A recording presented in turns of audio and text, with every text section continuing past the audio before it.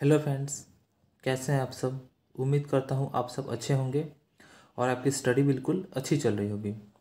तो इस वीडियो में डिस्कस करेंगे आरआरबी एएलपी और टेक्नीशियन के मोस्ट इम्पॉर्टेंट क्वेश्चंस के बारे में डिस्कस करेंगे, जो कि फिटर, टर्नर, वेल्डर, मशीनिस्ट के रहने वाले हैं। और जितने भी सारे क्वेश्चंस रहने वाले हैं वो सभी प्रीवियस ईयर क्वेश्चंस रहने वाले हैं। और ये जो इसके झा सर हैं, इन्हीं के बुक से क्वेश्चंस लिया गया है। Okay friends. और फ्रेंड्स, अगर आपको फ्री पीडीएफ चाहिए तो आप हमारे टेलीग्राम को ज्वाइन कर सकते हैं। टेलीग्राम का लिंक इसी वीडियो के नीचे डिस्क्रिप्शन में दिया है, वहाँ से जाकर ज्वाइन कर सकते हैं। तो आइए फ्रेंड्स, अब स्टार्ट करते हैं। तो फ्रेंड्स, अगर आपकी तैयारी पक्की होगी तो आपकी सिलेक्शन भी पक्की होगी।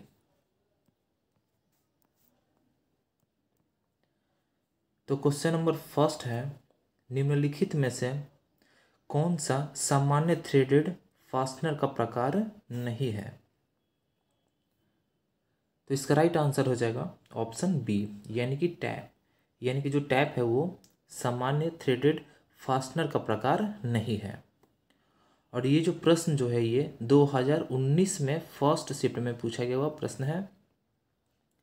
अब जो इम्पोर्टेंट पॉइंट है उन सभी को डिस्कस कर लेते हैं। यहाँ से भी बहुत सारे प्रश्न बनते हैं आपके एग्जाम में। तो सामान्य थ्रेडेड फास्टनर का प्रकार जो टैप है वो नहीं है। अगला है, टैप एक कटिंग टूल्स होते हैं। अगला है, टैप का प्रयोग अंदरूनी चूड़ियों को काटने के लिए किया जाता है। अगला है, टैप को उच्च क्वालिटी की टूल स्टील से बनाकर हार्ड और ग्राइंड कर दिया जाता है। अगला है, इसकी लंबाई में थ्रेड्स के आसपास 4 फ्लूट्स होते हैं। अगला क्वेश्चन है क्वेश्चन नंबर सेकंड, एक थ्रेड की शिखर और जड़ को जोड़ने वाली सतह को निम्न कहा जाता है। इसका राइट आंसर हो जाएगा ऑप्शन डी, यानी कि फ्लैंक कहा जाता है। और ये जो प्रश्न है 2019 में फर्स्ट शिफ्ट में पूछा गया हुआ प्रश्न है। अब जो इम्पोर्टेंट पॉइंट है उन सभी को डिस्कस कर लेते हैं। तो एक थ्रेड की क्रेस्ट और रूट को जोड़ने वाली सतह को फ्लैंक कहते हैं। अगला है, शिखर यानी कि क्रेस्ट थ्रेड की दोनों साइडें ऊपर जिस सरफेस पर मिलती है उसे क्रेस्ट यानी कि शिखर कहते हैं। अगला है, थ्रेड का जड़ यानी कि रूट दो संलग्न थ्रेड्स की साइडें नीचे की जिस सरफेस पर मिलती है उसे रूट कहते हैं। अगला है, फ्लैंक यानी कि साइड है, यह थ्रेड की वह सरफेस है जो क्रेस्ट को रूट से मिलाती है। अगला क्वेश्चन है क्वेश्चन नंबर थर्ड, निम्नलिखित में से किस लॉकिंग नटों में लॉकिंग नट पर आधी मोटाई तक खांचे कटे होते हैं। तो इसका राइट आंसर हो जाएगा ऑप्शन सी, यानी कि स्वान नट। और ये जो प्रश्न है 2019 में फर्स्ट शिफ्ट में पूछा गया हुआ प्रश्न है। अब जो इम्पोर्टेंट पॉइंट है उन सभी को डिस्कस कर लेते हैं। यहाँ से भी बहुत सारे प्रश्न बनते हैं। तो स्वान नट में आधी मोटाई तक खांचे कटे होते हैं। अगला है, स्वान नट को वांछित स्थान पर कसने के लिए उसमें ऊपर से एक कैप नट लगाकर कस दिया जाता है। अगला है, इससे कटे हुए स्थान पर नट की चूड़ियों की पिच बदल जाती है।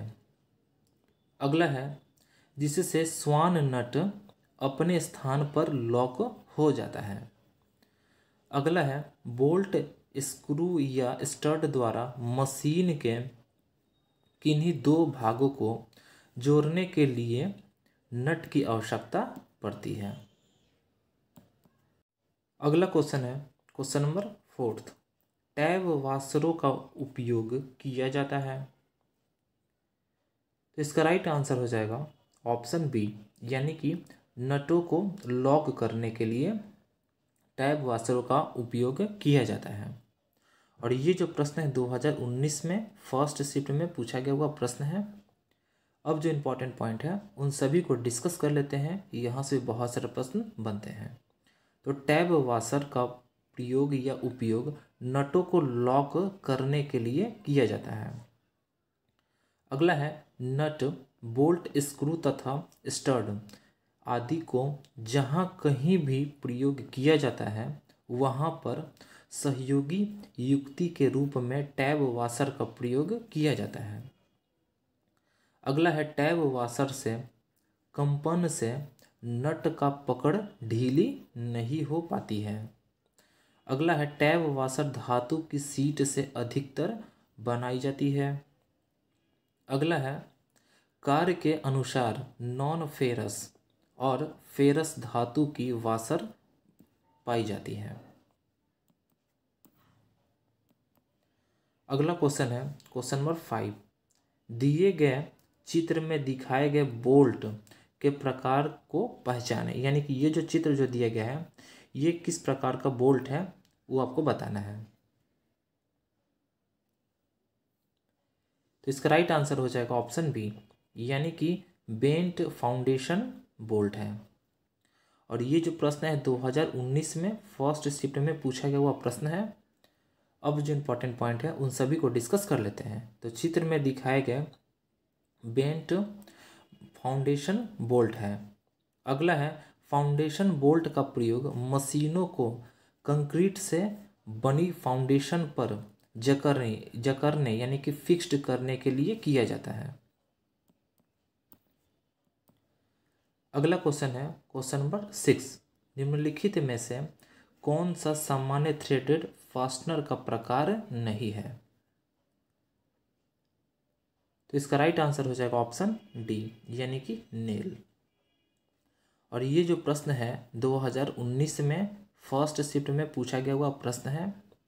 अब जो इम्पोर्टेंट पॉइंट्स हैं उन सभी को डिस्कस कर लेते हैं, यहाँ से भी बहुत सारे प्रश्न बनते हैं। तो सामान्य थ्रेडेड फास्टनर का प्रकार जो नेल है वो नहीं है। अगला है जबकि नट, बोल्ट, स्क्रू ये सभी सामान्य थ्रेडेड फास्टनर का प्रकार है। अगला है बोल्ट, स्क्रू, नट, स्टड द्वारा मशीन के किन्हीं दो भागों को जोड़ने की आवश्यकता पड़ती है। अगला है सामान्यतः हेक्सागोनल नट प्रयोग में लाए जाते हैं। अगला क्वेश्चन है क्वेश्चन नंबर 7, पेंच जैक में किस प्रकार के धागे का प्रयोग किया जाता है। तो इसका राइट आंसर हो जाएगा ऑप्शन बी, यानी कि स्क्वायर। और ये जो प्रश्न है 2019 में फर्स्ट शिफ्ट में पूछा गया हुआ प्रश्न है। अब जो इम्पोर्टेंट पॉइंट है उन सभी को डिस्कस कर लेते हैं। तो स्क्वायर थ्रेड का कोण 90 डिग्री होता है। अगला है स्क्वायर थ्रेड का कटिंग करने में, यानी कि स्क्वायर थ्रेड को कटिंग करने में अन्य थ्रेडों के अपेक्षा आसान होता है। अगला है स्क्वायर थ्रेड का प्रयोग हैवी ड्यूटी कार्यों में किया जाता है। अगला है स्क्वायर थ्रेड कुछ इस प्रकार होता है, यानी कि ये जो फिगर देख रहे हैं ये स्क्वायर थ्रेड का फिगर दिया गया है। ये जो 90 डिग्री के कोण में ये दिया गया है 90 डिग्री होता है। आप देख भी सकते हैं कि जो स्क्वायर थ्रेड होता है कुछ ऐसा बना हुआ होता है। तो इन दोनों के बीच का जो कोण होता है वो 90 डिग्री आप देख भी सकते हैं। अगला है स्क्वायर थ्रेड का रूट क्रेस्ट बराबर होता है। अगला क्वेश्चन है क्वेश्चन नंबर 8, नट के आयाम के संदर्भ में व्यक्त किया गया है। तो इसका राइट आंसर हो जाएगा ऑप्शन बी, यानी कि बोल्ट का नाममात्र व्यास। और ये जो प्रश्न है 2019 में फर्स्ट शिफ्ट में पूछा गया हुआ प्रश्न है। अब जो इम्पोर्टेंट पॉइंट है उन सभी को डिस्कस कर लेते हैं। तो नट के आयाम के संदर्भ में बोल्ट का नाममात्र व्यास व्यक्त किया गया है। अगला है नट एक धातु का किसी विशेष शेप में बना हुआ टुकड़ा होता है। अगला है जिसके बीच में छेद में चूड़ियाँ कटी होती है। अगला है जबकि बोल्ट में एक बेलनाकार छड़ के एक सिरे पर चूड़ियाँ बनी होती हैं। अगला है नट और बोल्ट एक अस्थायी बंधक यानी कि टेम्परेरी फास्टनर है। अगला क्वेश्चन है क्वेश्चन नंबर 9। अंगूठे और उंगली से किस नट को आसानी से संचालित किया जा सकता है? तो इसका राइट आंसर हो जाएगा ऑप्शन सी यानी कि विंग नट। और ये जो प्रश्न है 2019 में फर्स्ट शिफ्ट में पूछा गया हुआ प्रश्न है। अब जो इम्पोर्टेंट पॉइंट है उन सभी को डिस्कस कर लेते हैं। तो अंगूठे और उंगली से विंग नट को आसानी से खोल और कस सकते हैं। अगला है विंग नट का प्रयोग हेक्सा फ्रेम में करते हैं। अगला है नट पर दाब डालने के लिए उसमें 2 विंग्स लगे होते हैं, इसलिए इसे विंग नट कहते हैं।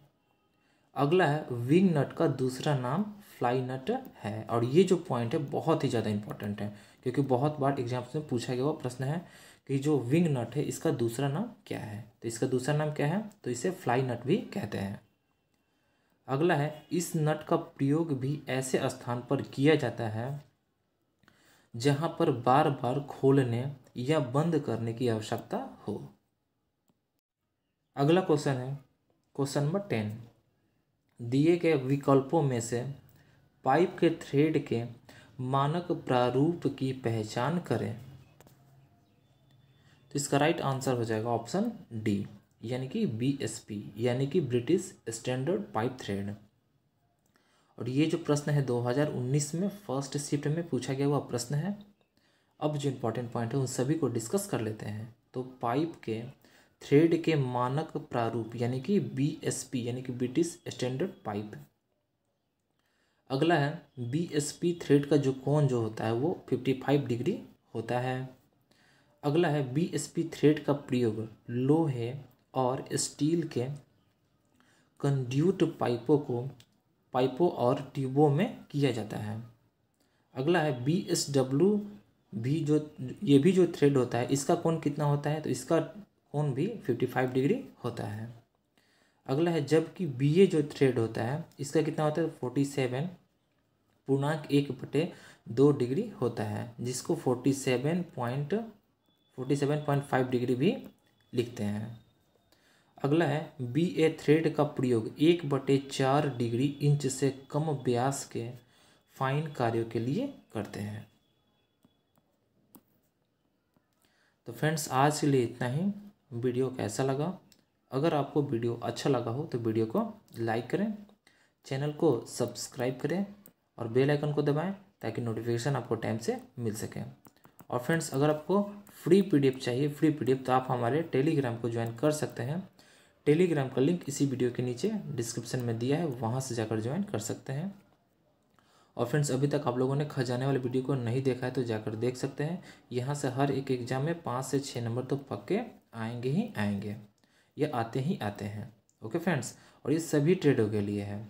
और इसमें वैसे वैसे टॉपिक्स को डाला गया है जहाँ से क्वेश्चंस डायरेक्टली पूछा ही जाता है, इसीलिए इस वाले वीडियो को एग्जाम से पहले देख कर ही जाए। Okay friends, thanks for watching.